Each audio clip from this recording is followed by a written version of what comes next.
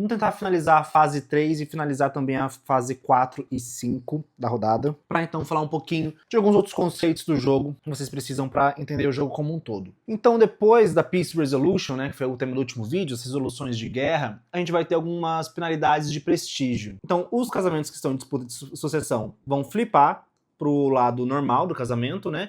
E o dono daquele token vai perder 3 pontos de vitória. A questão é que o jogador ele pode evitar tomar essa penalidade se ele for o único jogador que tiver uma aliança com esse reino e também tiver mais influência nas áreas desse reino que qualquer outro jogador. Pelo menos 2 influências, né? Além disso, lembra que a gente pode ter cidades ocupadas por outros jogadores ou até mesmo por rebeldes? Por exemplo, aqui o jogador vermelho ele tem uma cidade ocupada pelo jogador amarelo. Então, no tabuleiro do jogador vermelho, imagina que esse daqui é o tabuleiro do vermelho, ele teria um cubinho aqui, né, mostrando que a cidade, né, que daria esse encame, na verdade está ocupada por outro jogador. Nesse caso, então, todo jogador que tem uma cidade ocupada por outro jogador ou por um rebelde que foi lá e sitiou aquela cidade dele, eles vão tomar, então, penalidade em pontos de vitória igual ao tax value daquelas cidades que ele tem ocupada. Por isso que, às vezes, os jogadores podem estar tentados a não aceitar um termo de surrender, né, de resolução de paz, porque eles não querem perder 2 pontinhos, mas eles vão acabar perdendo mais pontos ali por causa das cidades ocupadas. O máximo de pontos que você pode perder numa rodada é 5, tá? Também tem isso. Além disso, lembra que eu comentei que rulers podem morrer se eles receberem 2 desses tokens de coração aqui, ó, que são tokens tipo de ferimento? Repara que todos os generais e advisors e rulers do jogo, eles têm um íconezinho aqui perto do retrato deles, que é ou um triângulo, ou uma bolinha, um quadrado, ou uma cruz, se eu não me engano. Alguns eventos falam que todas as pessoas que tenham cruz vão receber um ferimento. Daí você coloca um coraçãozinho então, em cada pessoa no jogo que tem essa cruzinha do lado do seu retrato. No momento em que algum recebe 2, ele também morre. Quando o seu ruler morre e você fica sem um ruler, você entra em interregnum. Você coloca esse token aqui então para mostrar que você está em interregnum. Lembra que a gente vai ganhar cubos de acordo com a quantidade de cubos que cada advisor e o nosso ruler dá no final da rodada, na fase de encame? Então, a gente vai ganhar, então, um cubo só de cada, que é muito pouco. E, além disso, a gente vai tomar uma penalidade por estar em interregnum. Os jogadores que estão em interregnum, eles perdem uma estabilidade, não pode declarar guerra, tá? Todos os tokens de casamento deles são virados pro lado de Disputed Succession. Depois a gente vai para a fase de Religious Descent, que eu também já expliquei um pouquinho sobre isso, que basicamente cada área que tiver uma religião diferente da religião do seu reino, a sua religião estatal, você vai ter que adicionar um unrest, né, naquela região. Se você tiver um vassalo que tenha a religião diferente da sua, você pode ou arrancar uma influência, ou então você também tem que adicionar um unrest nas áreas daquele vassalo. Depois disso a gente vai ganhar ou remover unrest de acordo com a nossa estabilidade, né? Então se eu tiver aqui ó, com -2 de estabilidade, eu tenho que colocar algum unrest em alguma área aí do meu reino, e então a gente vai rolar o dado rebelde. Por área, a gente vai rolar uma quantidade de dados igual à quantidade de unrest que tem aqui. Então, no caso 2, eu rolo 2 dados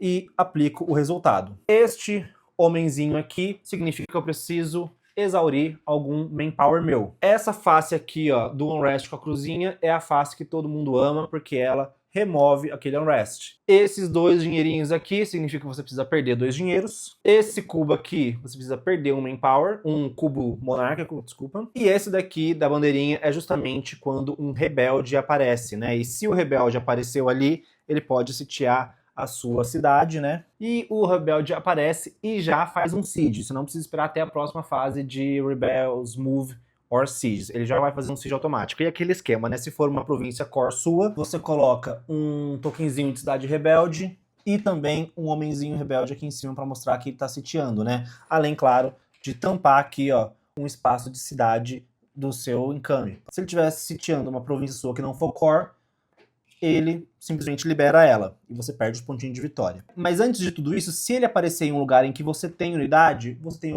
oportunidade de defender essa região e matar ele antes que ele faça qualquer coisa negativa com a sua província. E lembrando que os dados são rolados por área, então eu posso escolher esse resultado aqui do rebelde para ele aparecer em qualquer província que eu quiser naquela área. Eu posso escolher então qual que eu prefiro que ele tome. Então a gente vai agora para a fase 4, que é a fase de Encame e Upkeep, que eu já expliquei um pouquinho como é que é, né? Você ganha o valor das suas cidades menores, mais o valor das suas cidades maiores, mais o valor da sua trilha de vassalos. Junto a todo esse dinheiro é o que você vai ganhar de dinheiro.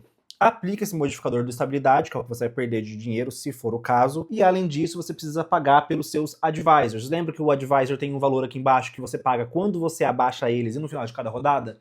Então a gente vai pagar também o valor dos nossos advisors. Lembrando que não precisa pagar income de generais, muito menos de líder, obviamente. E aí tem uma coisa importante. O jogador que controla a Cúria Papal, ele tem 1 de desconto no upkeep de cada advisor dele. Não se esqueça disso. Controlar a Cúria Papal é muito bom. Além disso, os jogadores têm que pagar, então, manutenção militar, que é 1 moeda por cada regular unit. Os regular units, né, eles podem estar então em exércitos ou no tabuleiro, só não vai pagar, obviamente, pelos que estiverem aqui em Exhausted ou em Available, porque você não recrutou elas ainda. Precisa pagar também meio dinheiro por cada barco que estiver em alto mar. Só que antes de você pagar tudo isso, você pode fazer um cut costs, que primeiro você pode demitir advisors, né, remover eles. Você pode trazer unidades, então, desbandar, né, unidades que vão direto para o Available, tá? Elas não vão para o Exhausted, então para você não precisar pagar por elas. E você pode também pegar barcos seus e colocar de volta em portos. Porque o que você vai pagar pelos barcos são só pelos barcos que estiverem em alto mar. Barcos que estiverem no portos não tem custo. E cada porto consegue suportar 2 barcos normais, né, light ships. Se for um porto de uma cidade grande, que é o caso aqui de Valência, pode suportar até 4 barcos. Se eles estiverem em uma frota naval, uma cidade grande pode suportar até 6 barcos. Detalhes de regra que vocês muito provavelmente não vão usar, não tem por que ficar decorando isso, tá? Inclusive vi um povo no BGG reclamando de regras desse tipo que o jogo tem, porque são regras bem assim, que estão ali por algum motivo, mas é um motivo muito raro de acontecer e muito raro de importar. Dificilmente você vai ter 6 barcos em um único porto. Além disso, tem que pagar 1 de juros por cada empréstimo que você tiver, né? E o jogador que controla o Holy Roman Empire também vai ganhar um dinheirinho de acordo com o Imperial Authority dele. Pode chegar, então, até 6. Tem algumas ideias que também aumentam em income, então você vai pegar tudo isso daí, vai somar e subtrair, e o resto que sobrar vai ser o dinheiro que vai entrar aqui no seu Treasury. Tem uma questãozinha de corrupção, se alguns jogadores conseguirem acumular muito dinheiro, eles têm que pagar aí um poder diplomático, né? E por fim, a gente vai coletar Monarch Power, que a gente vai coletar então todo o poder que o nosso líder der, mais cada poder que os advisors tiverem. Como eu falei, o máximo que você pode ter de um único poder é 10. Não se esqueçam também de tomar as penalidades se a estabilidade estiver em -3. Além disso, nessa fase de Monarch Power, o jogador que controla o Papa, ele vai ter bônus de Monarch Power. Por exemplo, ele sempre vai ganhar um Diplomatic Power a mais. O jogador que controla o Holy Roman Empire, de acordo com aonde está, né, o Imperial Authority, ele vai ganhar também alguns cubos a mais. A gente acabou de falar da fase de penalidades de prestígio, né? Mas nesse momento agora, na fase de income e upkeep, a gente tem alguns prestígios que a gente pode pontuar, então que são positivos. O jogador que controla a Cúria Papal e é incontestavelmente o Papa, é aquele jogador que tem mais cubos na Cúria Papal que qualquer outro jogador. E a gente define o Papa, né, através disso, quem tem mais cubos. Mas se todos tiverem a mesma quantidade de cubos, aquele jogador que tem o cubo no mais à esquerda, né, é o Papa. Mas se eu for o Papa porque eu tenho o cubo mais à esquerda, mas eu tenho a mesma quantidade de cubos que todos os outros, eu sou o Papa contestável. Nesse caso aqui, eu sou o Papa incontestável. Se eu for o Papa incontestável, eu ganho 1 ponto de vitória por cada outro reino católico em jogo. O jogador que controla o Holy Roman Empire, se a authority dele tiver em 6, ele ganha um pontinho de vitória. E a gente também vai pontuar as cruzadas. O Papa, né, ele pode falar assim, ó, estamos iniciando uma cruzada contra esse reino islâmico, e os jogadores podem dizer se eles estão committed to crusade, né, falando que eles vão ajudar na cruzada. E se todas as províncias daquela área que o Papa falou que a gente vai fazer a cruzada forem controladas, né, por jogadores que fizeram committed to crusade, por jogadores católicos, na verdade, a cruzada foi bem sucedida. E aí todo mundo que falou que estava committed to crusade e controla uma dessas províncias vai ganhar 2 pontos de vitória. Aquele jogador que falou que estava committed to crusade, mas não conseguiu controlar nenhuma província, ele vai perder 2 pontos de vitória. Existe um negócio também chamado Power Struggle, que depois vocês podem ler, que a gente também faz os pontinhos nesse momento, e aí a gente vai pro cleanup, né, que a gente vai pegar todas as unidades aliadas que estiverem no tabuleiro, né, e a gente vai fazer um disbanded delas. ou seja, elas meio que voltam para os seus donos, né, para os seus países, para o seu reino aliado. Ah, uma coisa que eu não comentei, desculpa, tem que pagar 2 moedas por cada mercenário que você quiser manter também, tá? Daí a gente faz o update do nosso manpower, né? A gente calcula o nosso manpower, vê quanto que a gente precisa remover de hominhos ou aumentar de hominhos aqui no available. Repara, a gente só aumenta o nosso manpower neste momento, no final da rodada. A gente pode pegar até 3 unidades aqui do Exhausted e mover pro available. Todos os nossos mercadores, né, que a gente já usou, que a gente tinha usado para fazer trade, eles se tornam ativos de novo, então eles podem ser usados na próxima rodada. A gente vai adicionar colonistas de acordo com a quantidade de Colonial Claims, já falei de tudo isso, e remover o cubinho que estava aqui no Change National Focus, né, mostrando que nessa rodada agora a gente vai poder realizar de novo a ação de Change National Focus. Tem um cleanupzinho do mapa, que depois vocês olham ali com detalhes, que não acontece toda vez. E aí vamos falar um pouquinho então sobre a rotina de final de era. A era acaba quando todos os eventos da era 1, no caso, né, da era atual que a gente está, forem resolvidos. Então acabou esse deckzinho de eventos, a gente vai performar então uma rotina de final de era. Que a gente vai preparar o deck da próxima era, a gente vai remover os milestones que estiverem disponíveis e vai abrir os da próxima era. Milestones são alguns objetivos que no momento em que você cumpre eles, você coloca uma tagzinha sua, esse quadradinho aqui, ó, e ganha uma quantidade de pontos de vitória e algum outro bônus dele. Geralmente o primeiro que cumpre ganha mais pontos, o segundo um pouquinho menos, o terceiro um pouquinho menos. Então no final da era a gente vai arrancar os milestones e abrir milestones novos. A gente vai pegar qualquer ideia básica, né, que não foi pesquisada ainda e vai trocar, que não seja básica, desculpa, e vai trocar por ideias novas. E o jogador com menos pontos de vitória pode escolher um milestone para trocar por outro, né? Os jogadores que tiverem pelo menos um casamento ganham um pontinho de vitória e removem um casamento do tabuleiro, ou pagam 2 cubos de Diplomatic Power para não remover esse cubinho. E aí, vamos falar então da pontuação de final de jogo, antes de a gente seguir para alguns detalhes a mais da regra aí que não se encaixaram em tudo que a gente explicou até agora. No final do jogo, então, o jogo acaba então quando não tiverem mais cartas de evento, né? Você chegou no último deck de evento do cenário. Quando algum jogador tem 100 pontos de vitória e pelo menos 20 pontos a mais que todos os outros jogadores, que daí ele realmente é o vencedor. Ou quando algum jogador tiver construído todas as suas cidades large and small. E aí entra um detalhe. Repara que se eu zerar essa minha trilha aqui, ó, eu tiver 20 cidades no tabuleiro, não significa que eu construí todas as minhas 20 cidades pequenas ainda, porque existem ainda mais 20 tokens pequenos aqui no supply, e daí eu vou preencher todas essas 20 cidades aqui, com esses tokens restantes que sobraram, e eu ganho esse tokenzinho aqui que indica que eu tenho 20 a mais de income dessa trilha que foi zerada e foi preenchida de novo. Mas se eu, de novo, colocar então 40 cidades pequenas no tabuleiro, mais 10 cidades grandes, eu ganho o jogo também. O jogo acaba também. E aí a gente vai pontuar o quê? A gente vai pontuar o nosso Tax Income, vai pontuar 1 por cada Core Token que a gente tiver no jogo. Eu vou explicar logo o que significa esse Core Token, mas lembra então que esse Core Token vale 1 pontinho de vitória. Cada casamento também dá 1 pontinho.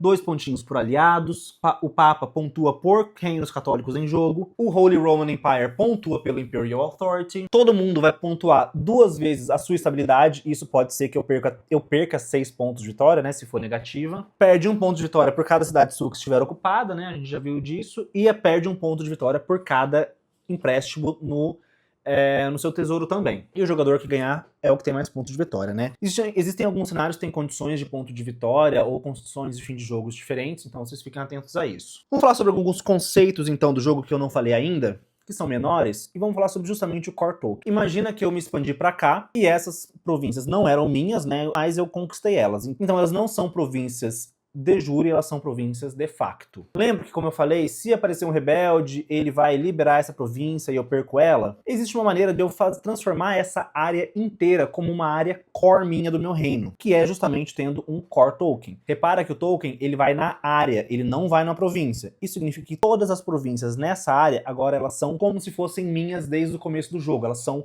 minhas de jure. Isso significa que se aparecer um rebelde, ele vai ainda sitiar a minha cidade, né? Eu vou precisar colocar o cubinho aqui, ó, pra não ganhar o income dela, inclusive. Mas ele não vai libertar ela, né? Não vai liberar ela. Além, claro, de valer um pontinho no final do jogo. Um detalhezinho agora sobre o Papa. Você tem um espaço aqui especial que é o Papa é o espaço de Roma. O espaço de Roma ele é designado para aquele jogador que controla a cidade de Roma. No momento que algum jogador controla a cidade de Roma, ele tem que remover todos os cubos dele aqui da trilha do Papal Cúria e colocar um cubo dele aqui fixo em Roma. Esse cubo não pode ser removido por outros jogadores, mas se algum jogador tiver mais cubos aqui na trilha do que ele, esse jogador se torna o Papa. O ruim é que esse jogador que controla Roma não pode mais colocar cubos aqui na trilha de Papal Cúria. Então ele só pode ser o Papa contestável, né? Ele não pode ser mais o Papa incontestável. Além disso, o Papa tem um outro privilégio que é que para aumentar a estabilidade dele, ele tem 1 de desconto em Administrative Power. Agora sobre Holy Roman Empire, eu não vou explicar muito bem dele, porque eu não entendo muito bem. O que eu posso dizer que eu sei deles é o seguinte. Além de todos esses benefíciozinhos aqui, ó, que ele tem de acordo com sua Imperial Authority, o controlador do HRE, ele tem uma ação especial que é o Increase of Imperial Authority, que é 1 mais o atual valor do Imperial Authority. Então, se a meu Imperial Authority está 3, eu pago 4 cubos de Administrative Power para subir para 4. Além disso, ele vai ter uma quantidade de cubos de influência de acordo com as regiões, se eu não me engano, eu posso estar errado, mas se eu não me engano, são de acordo com as regiões que tem essa águiazinha aqui, ó, esse passarinho aqui, tá vendo? Que são os cubos cinzas. No começo de cada rodada, esse cara que controla o HRE, ele pode adicionar essa influência imperial nas regiões dentro do HRE e usar como se fossem cubos de influência dele. Muito bom, né, para se fazer aliança principalmente. Além disso, existe uma quantidade de Imperial Manpower, que esse jogador ele pode usar como se fossem unidades aliadas. Mecanicamente tem uma função parecida com unidades aliadas para defender o Holy Roman Empire. Isso é, quando algum jogador cuja capital esteja fora do Holy Roman Empire ataca algum reino dentro do Holy Roman Empire, o jogador que controla o HRE pode então dizer que ele está defendendo o HRE e ele vai ter, a gente já viu isso, ele vai ter causos belli contra esse jogador fora do HRE que está atacando o HRE, e ele pode usar então esse Imperial Manpower para defender esse reino que está sendo atacado então. E se eu não me engano, se ele defende, ele inclusive aumenta a Imperial Authority, tem alguma coisa assim. Existem também um momento em que quando o general desse jogador morre, vai ter uma eleição para ver quem é o novo HRE. E se eu não me engano, essas áreas que tem a águiazinha que eu falei, os jogadores que controlam essas áreas, eles têm como se fossem votos para eleger então quem vai ser o próximo HRE. É difícil sair da mão do jogador que controla desde o começo, né? Mas eu imagino que tenham casos em que isso seja possível, ou pelo menos cenários que isso seja possível.